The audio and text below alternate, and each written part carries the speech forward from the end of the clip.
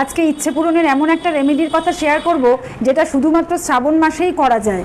সেটা কি সেটা জানার আগে আমার চ্যানেল থেকে দেখে থাকলে চ্যানেলটা অবশ্যই সাবস্ক্রাইব করে দেবেন, আর ভিডিওটা একটা লাইক করে দেবেন, আর পেজ থেকে দেখে থাকলে অবশ্যই পেজটা ফলো করে দেবেন।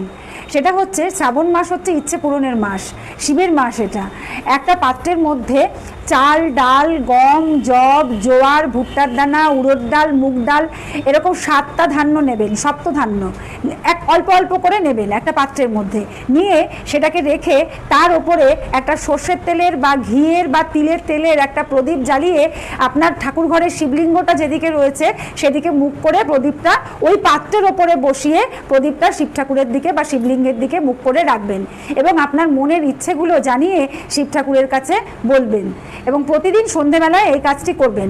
মহিলারা যদি মাসে 4 দিন বা 5 দিন না পারেন, সে 4-5 দিন আপনার হয়ে অন্য কেউ করে দেবে।